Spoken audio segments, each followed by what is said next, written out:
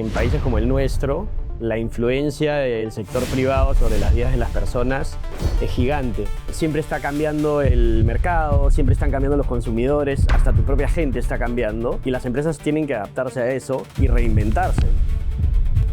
Si es que quieres que tu cultura cambie, tienes que cambiar tú.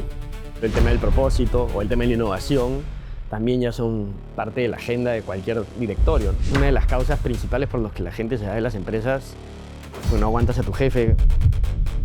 Hay mucho talento, mucha necesidad de mano de obra y por supuesto que las empresas están compitiendo entre ellas por dar mejor propuesta de valor también para la gente. Antes de empezar con esta entrevista potente, un recordatorio rápido. Te puedes suscribir a nuestro canal de YouTube para que no te pierdas ningún programa. Y ojo que estamos en todas las redes, Facebook, LinkedIn, Instagram y TikTok.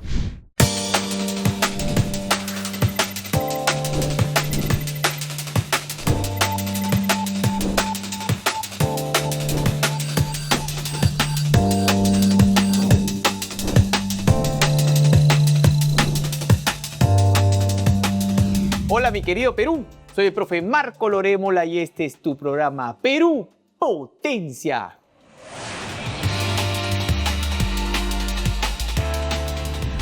E iniciamos con el dato potente del programa. Un grupo de científicas peruanas ha participado en la expedición Antar 32. ¿Dónde ha sido? En la Antártida, donde han liderado investigaciones sobre el impacto del cambio climático en glaciares, en la fauna marina y en sedimentos oceánicos. Tremendo trabajo que refuerza el rol del Perú en la ciencia, en este caso polar. Y ahora a conocer a nuestro peruano potente, quien nos va a enseñar la importancia de la cultura para lograr los objetivos de una empresa. Vamos a conocerlo de una, profe.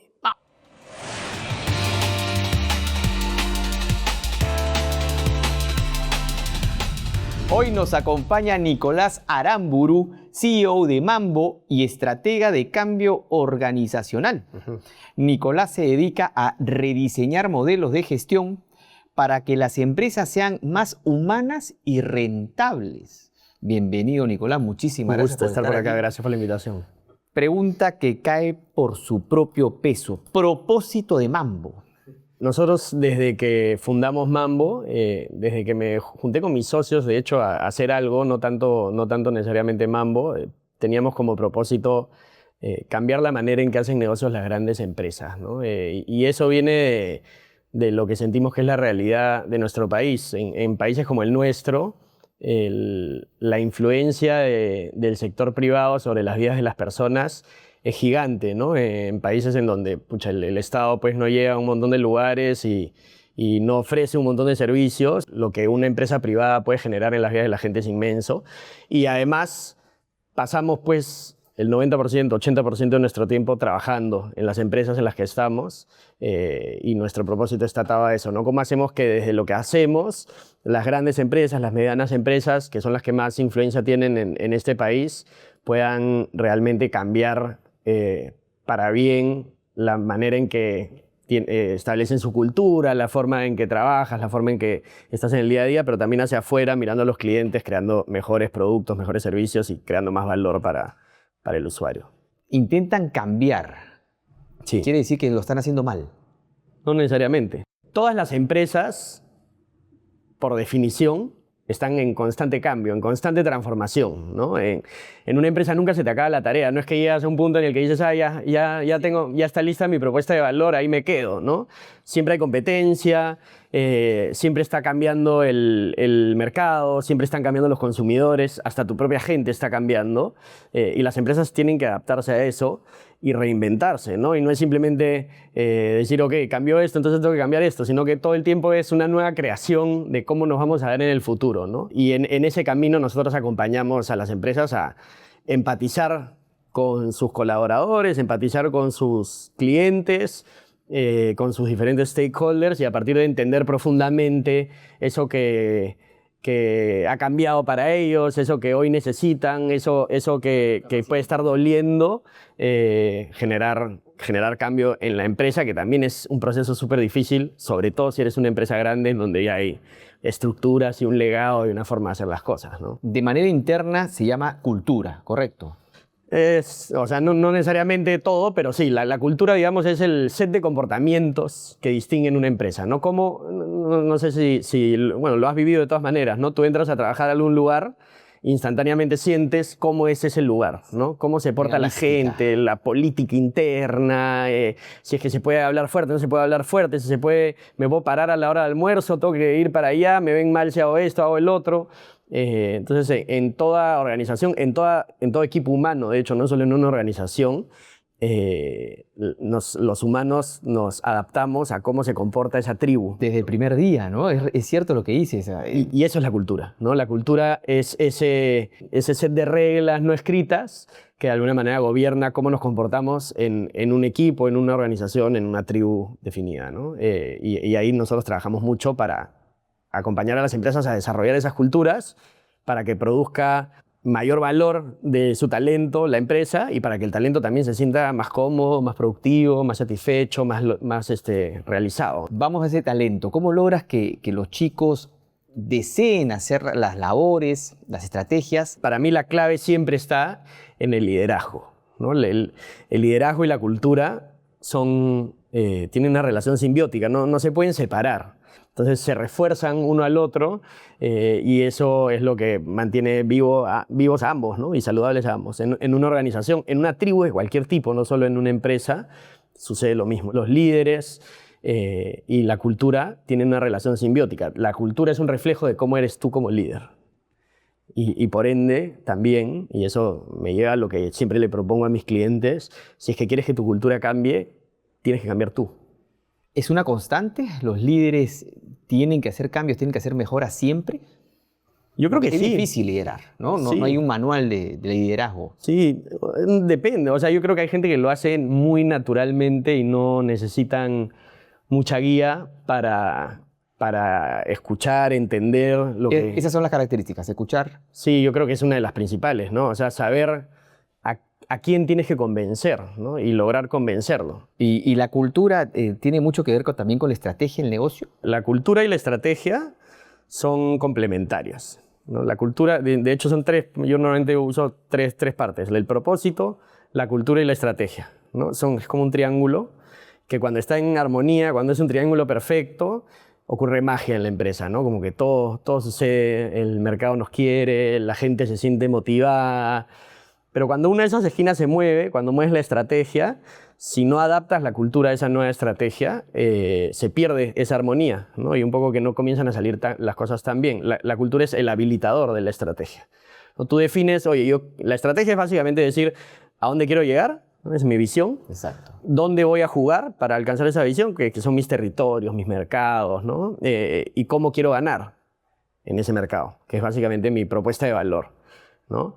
Luego que has establecido esa estrategia, la cultura es el sistema que sostiene que esa estrategia funcione.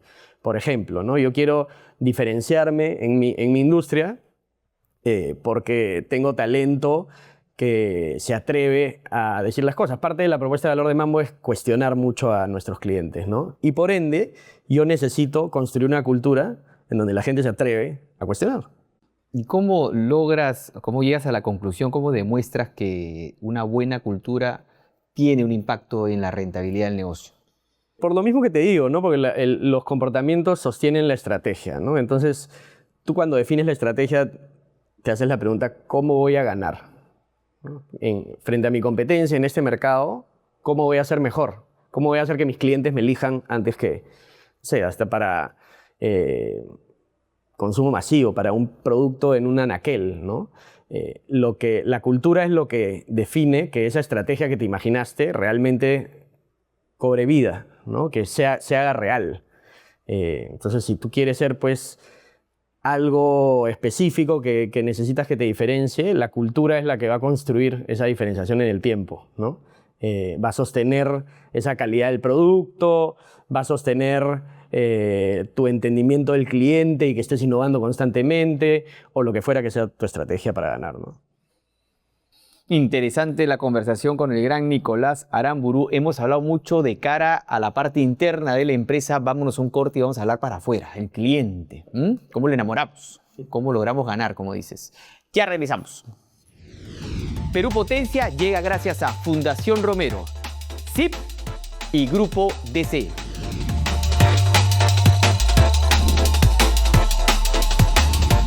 Estamos con el gran Nicolás Aramburu. Nicolás, sigamos hablando de cara, ¿no?, de la empresa para afuera. O sea, ¿dónde los ayudan? ¿En los procesos? ¿En el producto per se? ¿Cómo hacen que el producto sea más humano? Nosotros tenemos 5 unidades de negocio, 5 verticales. Hacemos estrategia, ¿no? Eso es desde diseñar, oye, ¿a dónde quiero que mi empresa vaya cada 5 años? Y pensar en esa ruta, hasta temas más de ejecución de la estrategia, de cómo hago pues, que esas ideas en el día a día realmente sean parte de la agenda del equipo y demás. Hacemos temas de ventas, ¿no? Cómo vendo más, básicamente, ¿no? Y eso mira desde la fuerza de ventas, los incentivos, el discurso de ventas, la estrategia, ¿no? Eso, ponte, es un producto mucho más pensado para un contexto como el actual, en donde las empresas lo que quieren es vender más a pesar de, ¿no? Entonces tienen que reajustar sus estrategias para ser más agresivos de salir a la cancha. Hacemos temas de marketing, de posicionamiento, ahí también entra temas de experiencia de clientes, de diseño de productos y servicios, temas de cultura, talento y liderazgo per se, mirando hacia adentro de las empresas y cómo diseñar hacia adentro el comportamiento, el talento, la marca empleadora, etc. Y temas de automatización, inteligencia artificial y digitales. Nicolás, y que tú que tienes tanta relación con CEO, con directorios en general, ¿ha cambiado estos líderes peruanos? Por ejemplo, ¿consideran que la cultura organizacional está tomando mayor importancia? ¿Se te facilita el trabajo cada vez o no? Sin duda, ¿no? Cuando yo entré a la universidad, recién se hablaba de cultura. A mí me lo enseñaban como algo súper innovador. Propósito no existía. Nadie habla de propósito en las empresas. Hoy día difícilmente un líder no entiende el rol de la cultura en el éxito de su negocio, porque si es que no lo haces no compites. Y, por ejemplo, el tema del propósito o el tema de la innovación también ya son parte de la agenda de cualquier directorio, ¿no?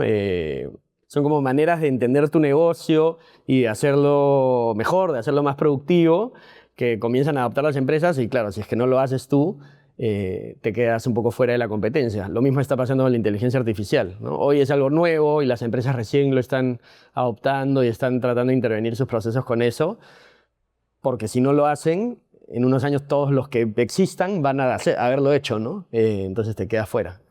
Y digamos que la mayor resistencia que encuentras en esos líderes para poder aplicar estas nuevas estrategias, esto es para identificarlos a nosotros mismos, a los más grandes, ¿ah? Porque me imagino que el mayorcito debe ser un poco más complejo de convencer. Depende, ¿no? Depende totalmente, no necesariamente, bueno, puede haber cierta coincidencia, ¿no? Claro, lo que puede pasar ahí es siempre uso el ejemplo de mi papá, ¿no? Mi papá fue gerente general durante 20 años de empresas grandes. Cuando le tratabas de decir que él estaba equivocado en algo, a ver si lo convences, ¿no? Claro, todo el día lo están reforzando positivamente, que sus decisiones son correctas y eso se vuelve un poco más yuca, pero en el tiempo ha cambiado un montón también, ¿no? Él creo que la jubilación le abrió la mente.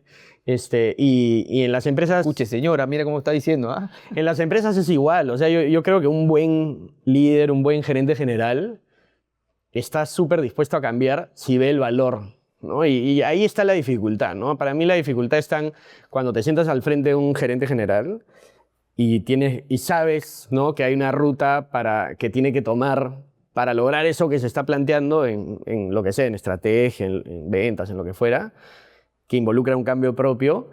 Para mí la tarea difícil es entender cómo lo convences. Y eso cambia de acuerdo al perfil, ¿no? Van a haber algunos que yo me doy cuenta que me escuchan y me hacen caso y por ende, si es que con empatía logro transmitirles un mensaje sin ofenderlos, sin ponerlos a la defensiva, van a tomarlo. Y hay otros que quizás no, ¿no? Y que quizás necesitan un interlocutor diferente. Y ahí muchas veces el rol de nuestros senseis, que son nuestros consultores senior, son ejecutivos de amplia trayectoria que trabajan en nuestros proyectos, es clave, ¿no? Porque muchas veces el interlocutor importa. Y claro, quizás si yo estoy hablando con el gerente general de un grupo minero gigante, dice este chibolo que me va a decir a mí, pero si es que el interlocutor es alguien que es más un par, quizás sí el mensaje llega de manera más efectiva, ¿no? O quizás no. O sea, creo que ahí esa es una dificultad siempre, ¿no? ¿Cómo logro transmitir un mensaje sin que la persona levante las defensas, ¿no? Normalmente cuando un gerente me busca es porque quiere cambiar. Entonces ya está parte de la tarea hecha, ¿no? Una última pregunta antes de irnos al corte. Los chicos de ahora, los jóvenes, buscan propósito, ¿no es cierto? Buscan platita, obviamente, pero también se dice que puedes renunciar al jefe. ¿Se mantiene eso? ¿La gente sigue renunciando al jefe o el tema del propósito de repente compensa, plata compensa? ¿Cómo están nuestros chicos peruanos? Sí, o sea, creo que de todas maneras todo lo que has dicho es verdad. En una buena empresa puede haber un jefe malo y esa persona puede renunciarle al jefe sin duda. Y yo creo que es una de las causas principales por las que la gente se va de las empresas, pues no aguantas a tu jefe. O sea, si no aguantas a tu jefe es bien difícil quedarte, ¿no? Si tu jefe es malo, te trata un poco mal o más bien te pone techo, es un poco celoso con que tú brilles, eso normalmente espanta a cualquiera, ¿no? Y además antes te decían esto es lo que te pago y con eso un poco que establecías mejor que la otra. Ahora es lo que te pago, más si es que vas a tener que ir a chambear presencial, más cómo es tu jefe, más cuántos días libres tienes y la oferta no económica que te dan, más cómo va a ser la cultura. Son un montón de variables que las empresas tienen que mirar para competir en el mercado de talento. En el mercado de talento hay que ganarle también a la competencia, no solo en lo que yo vendo tengo que ser mejor que los que venden lo mismo que yo, sino en el mercado de talento tengo que tener una mejor oferta para tener al talento que me permita ser mejor. Cada vez lo escuchamos más en estas entrevistas en Perú Potencia. Hay mucho talento, mucha necesidad de mano de obra, ¿no? Y por supuesto que las empresas están compitiendo entre ellas por dar el mejor, ¿no? La mejor propuesta de valor también para la gente. Vámonos a un corte y regresamos con las conclusiones del gran Nicolás Aramburu. Bueno, ¿eh?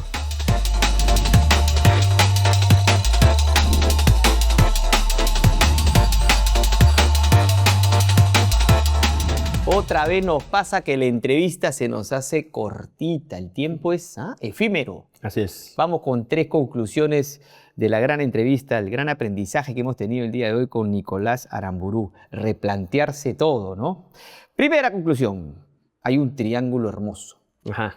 Nos has hablado de un triángulo perfecto. Sí, la armonía entre el propósito, que es a dónde quiero llegar, ¿no? Ese fin último que quiero alcanzar, la estrategia, que es cómo lo voy a lograr, ¿no? Es mi manera de llegar hacia ese punto, es lo que diferencia a la empresa, y la cultura, ¿no? Que es el comportamiento de la gente que va a hacer que esa estrategia cobre vida, porque al final todo se termina en personas, ¿no? Esa es justamente la segunda conclusión. Tú lo has dicho, todo es cultura. ¿Así es? ¿Todo tiene que ver con la cultura? De alguna manera, porque en las empresas todo termina en las personas, ¿no? No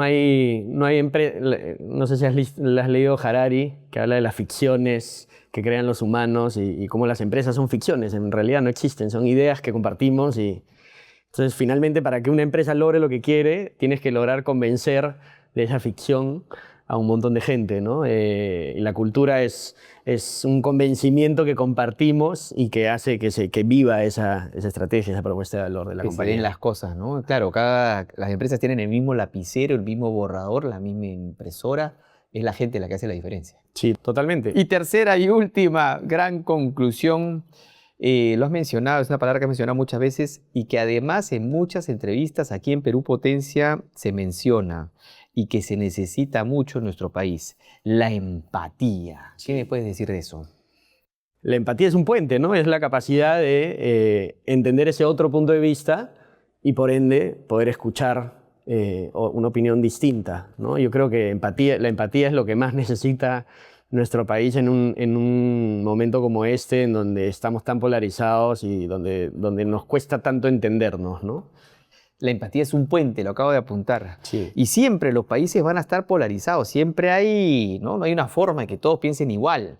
Ese no es el objetivo, pero debemos ser lo suficientemente empáticos, escuchar lo suficiente como para entender que hay objetivos en común.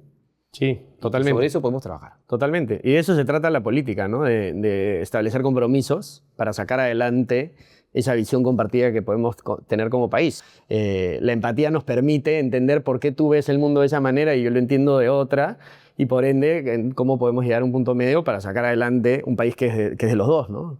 Que tiene tantos recursos, ¿no? Tantas posibilidades. Así es. Estoy de acuerdo. Vámonos entonces con el juego de Perú Potencia. Por favor, escoge un grupo de cartas. ¿Cuál te gusta? A ver, el cerebrito. Este es Pensemos Juntos. Ajá. Vamos a ver, ¿ah? Ajá. Dice, justo para ti. ¿Qué actitud deberíamos reforzar como país? Hay 4. La honestidad, la solidaridad, el civismo o el orgullo país. Las 4. Si tuviésemos que trabajar una sola, Y faltan 4 más. yo creo que el civismo es algo que nos falta mucho, ¿no? Lo ves cuando uno viaja a sociedades más desarrolladas, entre comillas. Escuchen esto, que es importante. Sí. Para el peruano yo creo que es a veces hasta sorprendente el civismo, ¿no? Que simplemente es respetar cómo los derechos de los demás existen y tenemos que compartir espacios, ¿no?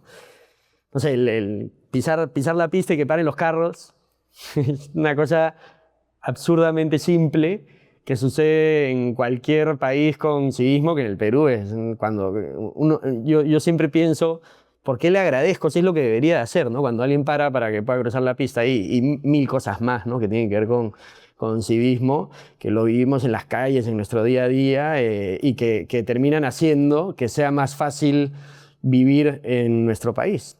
Estás hablando de calidad de vida, Sí, ¿no? sí. Que tengamos una mayor calidad de vida, que eso lo merecemos todos y no nos damos cuenta que debería ser una exigencia. Que nos tratemos mejor entre nosotros, que cuidemos más lo que tenemos, ¿no? Que no botemos basura en la calle, que no contaminemos el mar, que cuidemos los espacios públicos y que sepamos compartirlos y disfrutarlos juntos.